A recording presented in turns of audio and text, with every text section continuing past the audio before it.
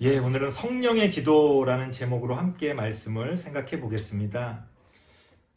기도하는 일이 참 부담스러울 때가 많이 있습니다. 우리 성도님들은 말할 것도 없고 목사 입장에서도 이렇게 누군가 앞에서 기도한다고 하는 게 굉장히 어렵게 느껴집니다.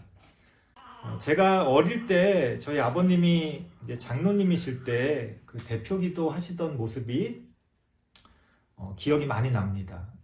저희 아버님은 좀 이렇게 말을 잘하시는 분은 아니었어요. 그래도 장로기 때문에 이제 이렇게 순서가 돌아가면서 기도 순서가 오면은 그걸 굉장히 이제 어려워하시고 그 대표 기도를 위해서 준비를 많이 하시던 기억이 납니다. 그런데 사실은 아무리 기도를 잘 준비해도 말을 이렇게 잘 하시질 못하니까 좀 이렇게 좀 항상 좀 어눌하셨어요. 기도하는 모습이. 근데 이제 어떤 장로님은 말을 잘 하시는 분이었어요. 그분은 그냥 뭐 준비를 안 하고 아무 때나 기도를 이렇게 부탁드려도 그냥 뭐 웬만한 목사보다도 더 기도를 잘 하시던 그런 장로님이셨습니다. 그래서 사람들은 이제 우리 기도하면 저 장로님이다 이렇게 생각하곤 했습니다. 우리 아버님은 좀 제가 볼 때는 준비를 많이 하시고 잘하셨지만 막상 이렇게 기도할 때는 좀 남들이 듣기에 좀 어눌하니까 사람들이 그렇게 주목을 하지 않았던 것 같아요. 하지만 저는 이제 그 뒷모습을 잘 알고 있으니까 저한테는 그 아버님의 기도가 훨씬 은혜스럽게 다가왔습니다. 왜냐하면 준비는 누구나 할 수 있잖아요. 또 뭐 여러 가지 뭐 자료를 많이 이렇게 해가지고 더 잘 준비할 수도 있겠죠. 근데 저희 아버님이 준비하시던 좀 독특한 모습은 그 대표 기도를 위한 기도를 많이 하세요.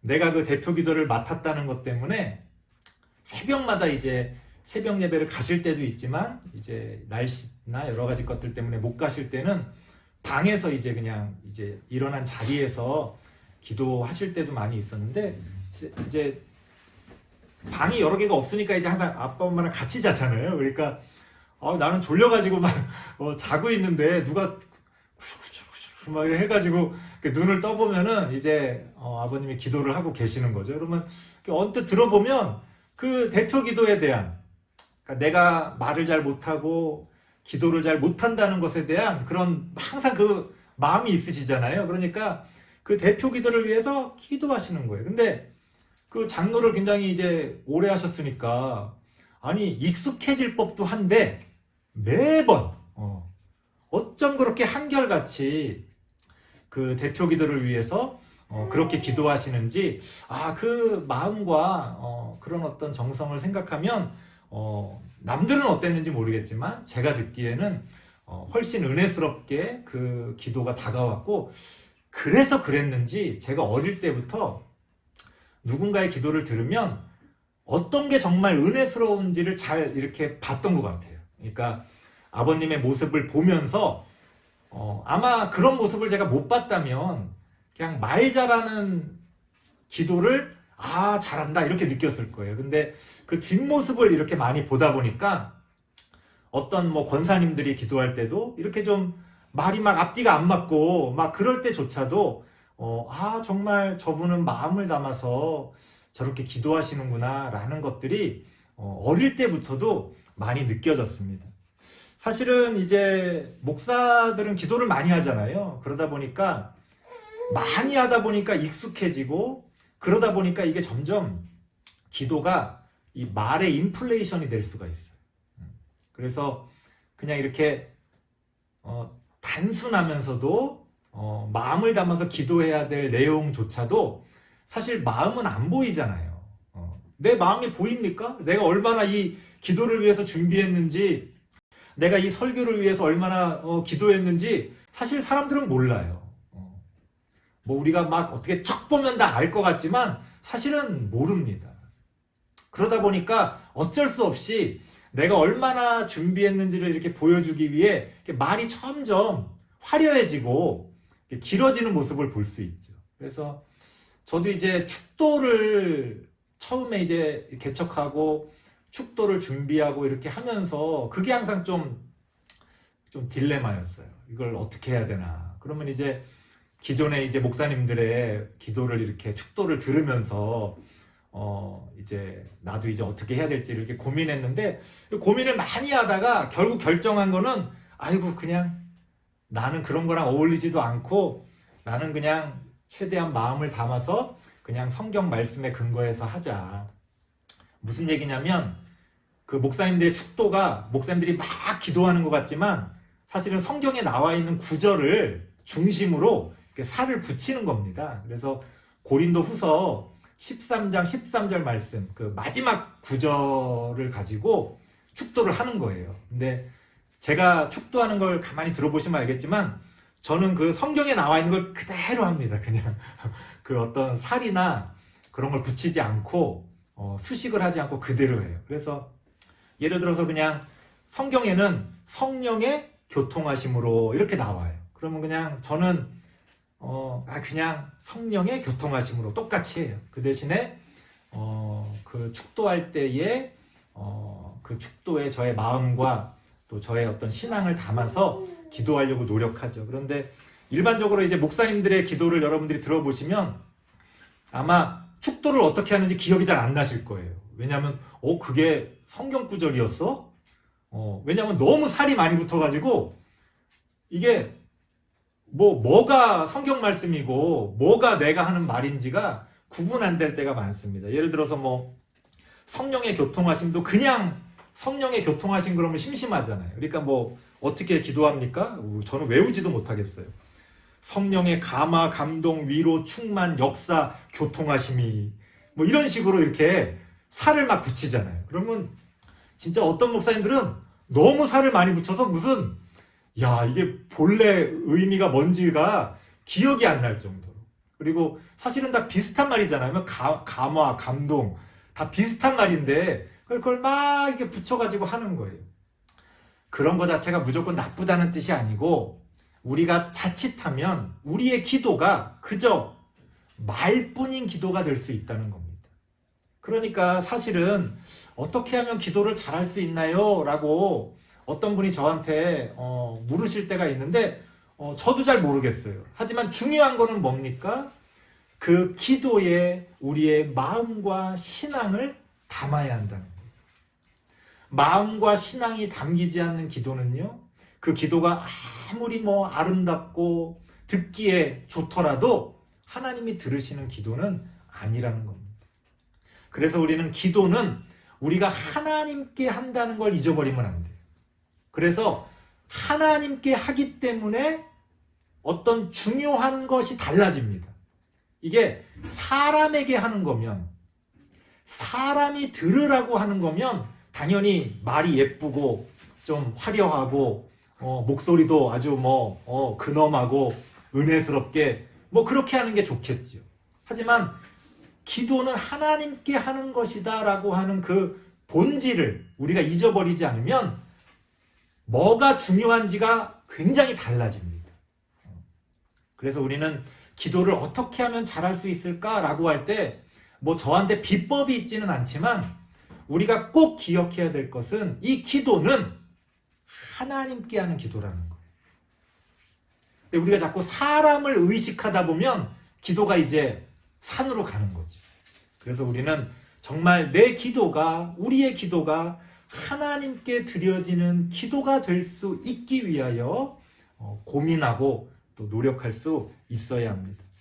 자, 아무튼 이렇게 기도라는 것은 참 부담스럽고 어려운 겁니다. 잘하고 싶지만 잘하기 힘든 이런 기도, 어떻게 하면 우리가 이 기도를 잘 붙들고 기도의 생활을 잘 해나갈 수 있을까요?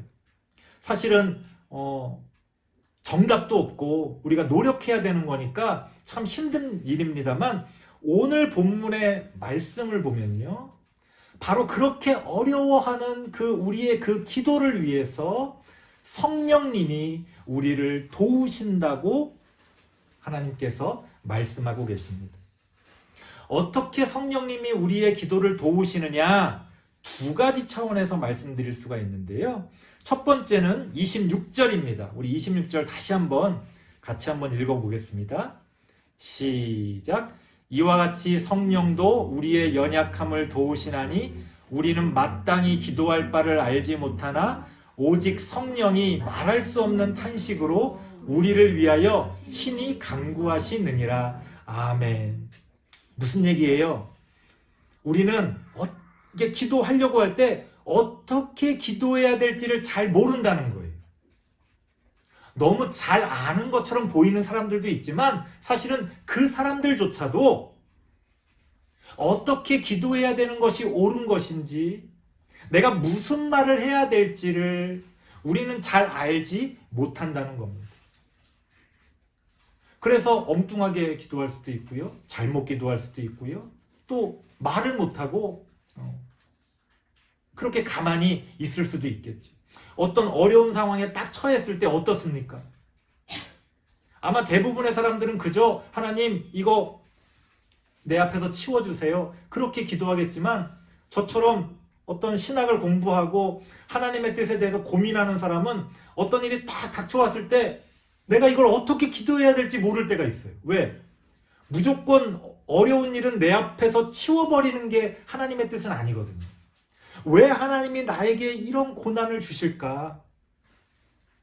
이 고난은 내가 감당해야 할 고난인지 아니면은 해결해야 할 고난인지, 때로는 너무나 고민이 돼서 어떻게 기도해야 될지를 모르겠는 거예요. 이거를 그냥 없애달라고 기도를 해야 될지, 아니면 잘 감당할 수 있게 해달라고 기도를 해야 될지, 아니면 또 여기에 담겨있는 어떤 하나님의 뜻이 따로 있는 것인지, 사실은 그런 것들이 굉장히 어려울 때가 있습니다. 바로 그럴 때 성령님이 우리를 위해서 기도해 주신다는 거예요. 어떤 분들은 이걸 오해합니다. 아, 성령님이 나를 위해서 기도해 주시는구나.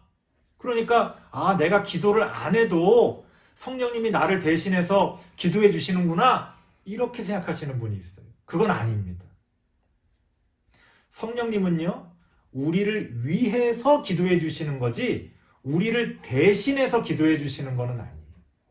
우리의 기도가 중요합니다. 우리가 기도할 때 성령님도 기도하시는 거예요. 하지만 우리는 부족하잖아요. 우린 연약하잖아요. 어떻게 기도해야 될지도 모르고 오래 기도하지도 못합니다.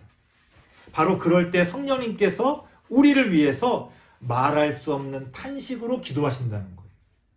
이 말할 수 없는 탄식이라는 게 무슨 얘기냐면 이런 겁니다.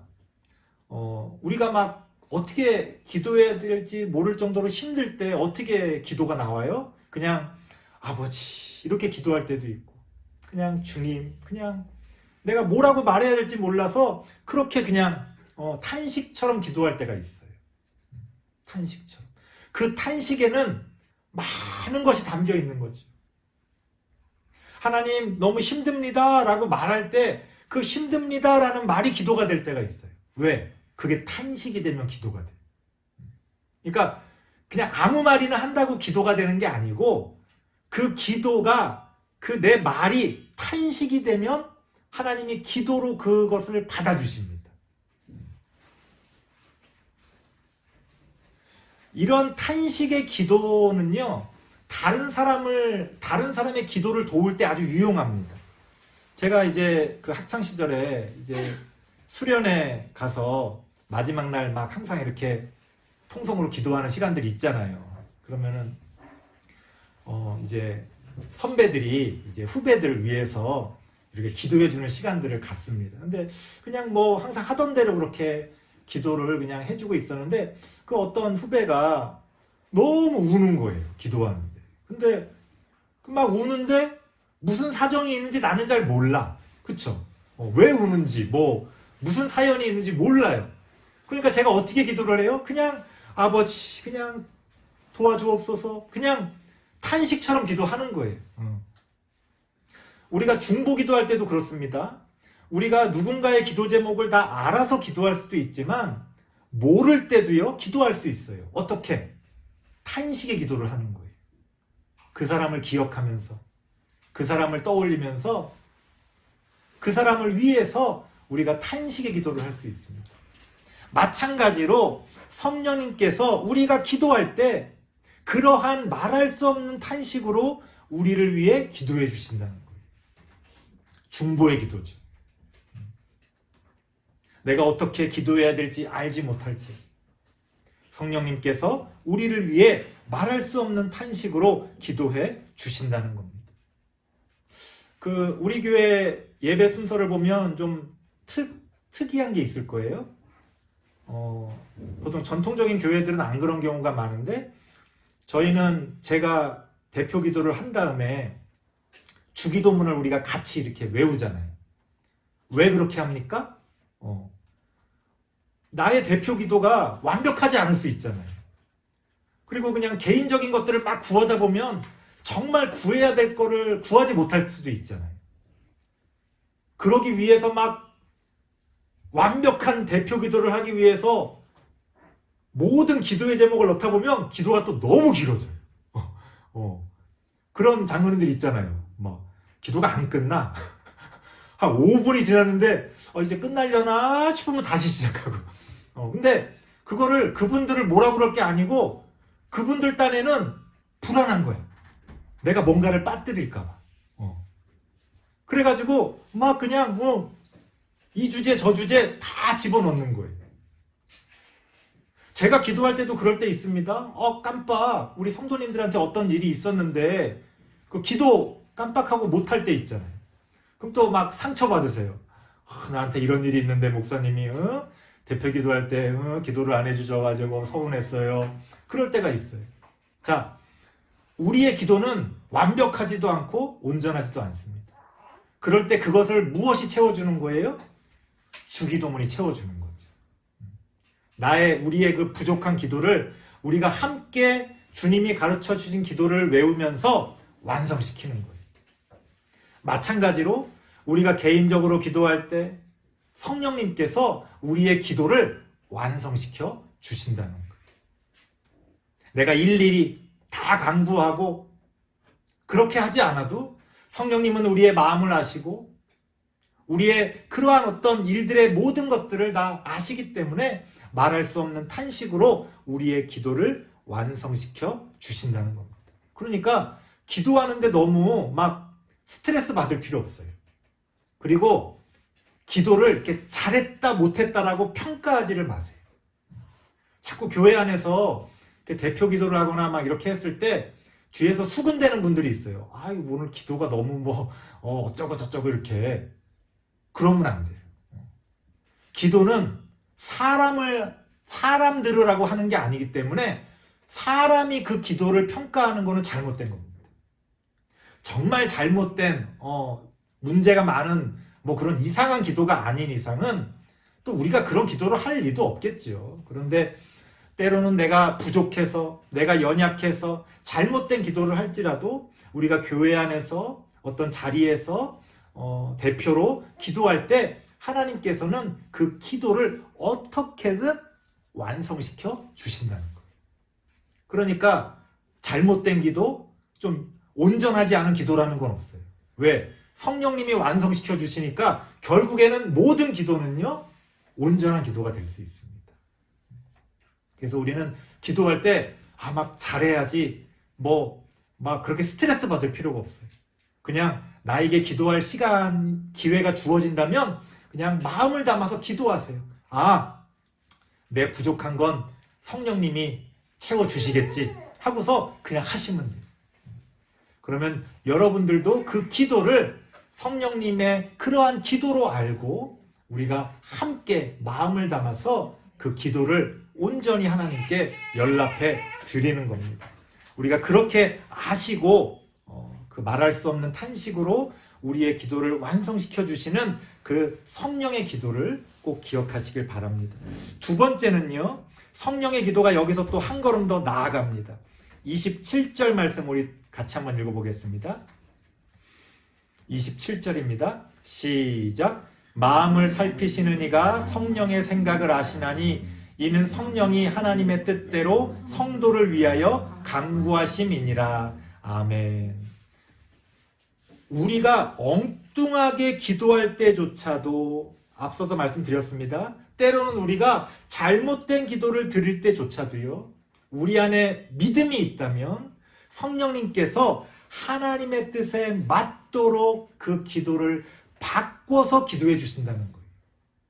이게 무슨 얘기냐면 쉽게 말하면 통역을 해 주신다는 거예요. 통역을. 제가 이제 어떤 그 통역사분이 통역하는 거를 들어본 적이 있었는데 다행히 이제 이렇게 어려운 영어는 아니었어요. 그래서 이렇게 어느 정도 양쪽을 다 알아들으면서 이렇게 했는데 가만히 보니까 통역하시는 분들이 그 말씀하시는 분들의 말을 그대로 하는 게 아니더라는 거지. 왜? 그대로 했다가는 오해가 되고 문제가 되는 경우가 많아요. 그 미국의 문화가 있잖아요.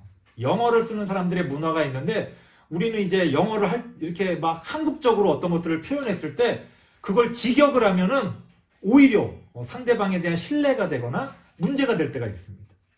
그럼 통역하시는 분들이 어떻게 해요? 그걸 이렇게 잘 이렇게 다듬어서 그 의미가 잘 드러날 수 있도록 통역을 해주시죠. 정말 통역을 잘하는 사람은 그렇기 때문에 그 어떠한 그 통역하는 주제에 대해서 잘 알고 있어야 됩니다. 그래서 저는 번역도 마찬가지인데요.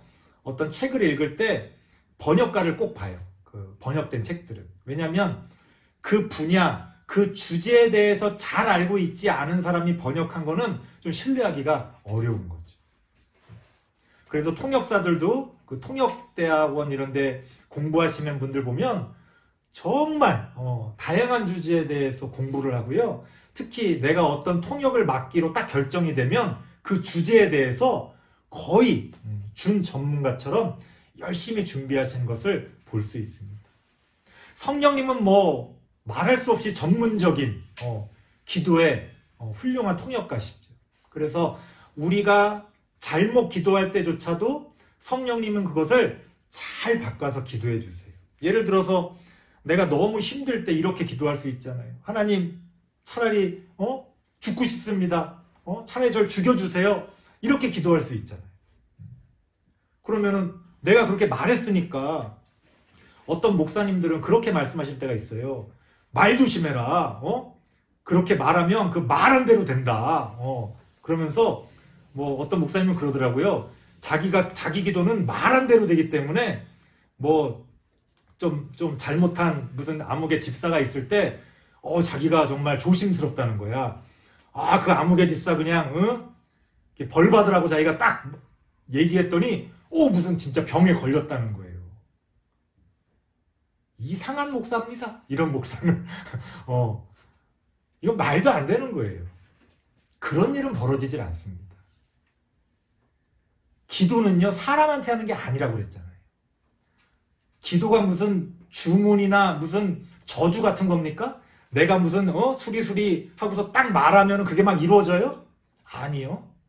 기도는 하나님께 하는 거기 때문에 하나님이 들어주셔야지 이루어지는 거지. 내가 무슨 능력이 있어갖고 내가 말한 대로 되는 게 아니에요. 만약 내가 잘못 기도한 거죠. 저 암흑의 집사 그냥 아주 악하게 나한테 했는데 어디 가다 그냥 넘어졌으면 좋겠습니다. 이렇게 기도하면 성령님이 그 기도를 그대로 통역하십니까? 아니죠. 바꿔서 기도하신다는 거예요. 하나님, 이 암흑의 목사가 지금 마음이 상했네요. 이 마음을 위로해 주시고 선한 마음을 가질 수 있도록 하나님이 도와주세요. 이렇게 통역을 해 주신다는 거예요.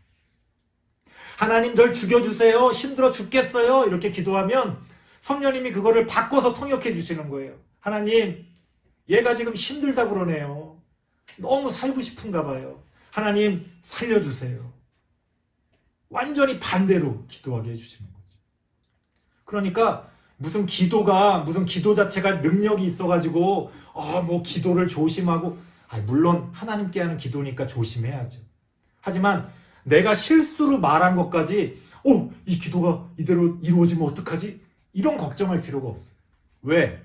내 기도는 성령님이 통역해서 하나님께 상달되기 때문에 내가 뭐 실수로 기도했다고 해서 그 기도가 막 이루어지는 게 아니에요. 그렇게 성령님께서는요 하나님의 뜻에 맞도록 우리의 기도를 통역해 주신다는 거예요. 설교를 마치겠습니다. 어떻습니까? 이렇게 생각해 보니까 기도가 그렇게 부담스럽고 힘든 것만은 아니죠. 나는 연약하지만, 나는 부족하지만, 그래서 나는 잘못 기도할 때도 있지만 성령님께서 우리의 기도를 채워주시고 우리의 기도를 바꿔주시고 그렇게 온전한 기도로 만들어 주신다는 거예요. 중요한 건 뭐예요? 기도하는 거죠. 기도를 안 하면요, 아무 일도 벌어지질 않아요. 그런데 기도를 하면요, 그 부족한 기도조차도 성령님을 통해서 놀라운 일이 일어납니다. 그래서 우리에게 중요한 거는요, 기도를 잘하냐 못하냐가 아니에요. 기도를 하냐 안 하냐예요. 기도하는 우리 성도님들이 되시길 바랍니다. 그러면 나머지는 성령님께서 채워주실 거예요. 그렇게 올 한 해 우리가 하나님 앞에서 기도하는 그런 하나님의 자녀로 그렇게 성장해 갈 수 있기를 바랍니다. 기도하겠습니다. 하나님 감사합니다. 하나님 앞에서 기도하는 우리들이 되어질 수 있도록 주님 도와 주시옵소서. 우리가 기도할 때에 성령 하나님, 우리의 기도를 위하여 기도해 주시고 우리의 기도를 넘어서서 우리의 기도가 온전히 하나님께 상달되어질 수 있도록 우리의 기도를 도우시고 역사하여 주시옵소서. 우리는 그러한 성령님의 역사를 믿고 기도할 수 있기를 원합니다. 우리의 모든 일들에 대해서 기도하며 하나님께 나아가는 그러한 기도의 사람들이 되어질 수 있도록 하나님 우리와 함께하여 주옵소서. 예수님의 이름으로 기도드리옵나이다. 아멘.